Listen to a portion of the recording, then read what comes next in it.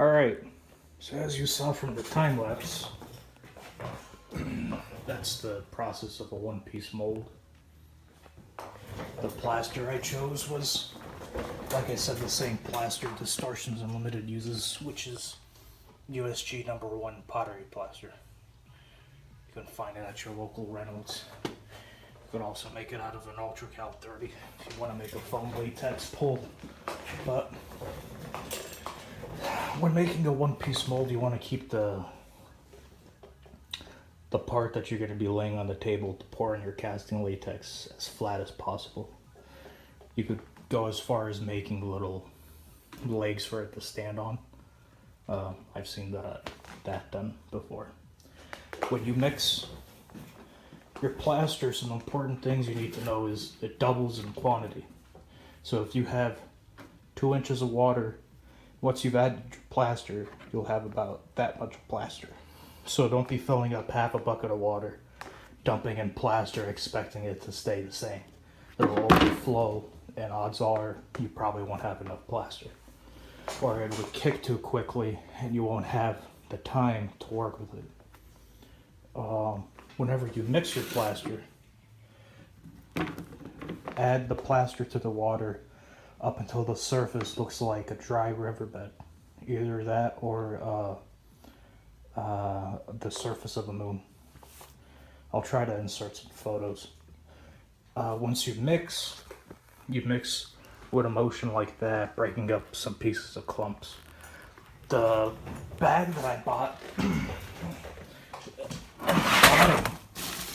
what happened was apparently they must have sat this in some type of damp area.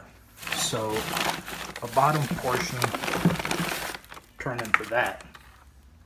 So hopefully not too much material has been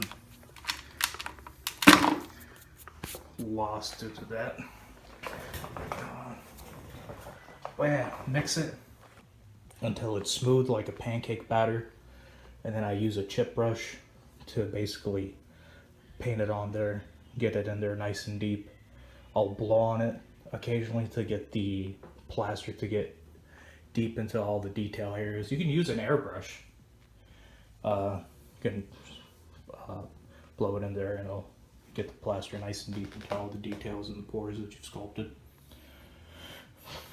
Let that sit up until you feel the plaster starting to thicken, and then you would take gradual amounts, small increments, and build up your thickness all over. And then as it thickens, you'll have basically what's known as a splash coat or a beauty coat, and it captures all the detail, and that's the first coat that you put on. The second coat after that's like all reinforcement. So you would build up your reinforcement, and it would be thicker and thicker, and it would be a nice strong mold.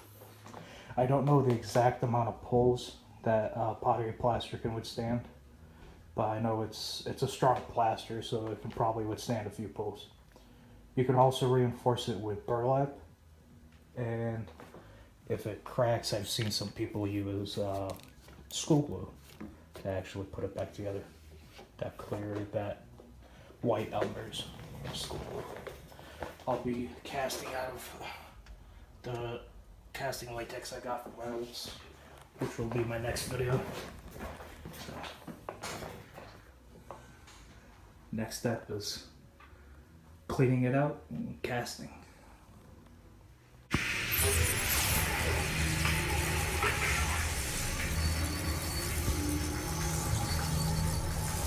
What?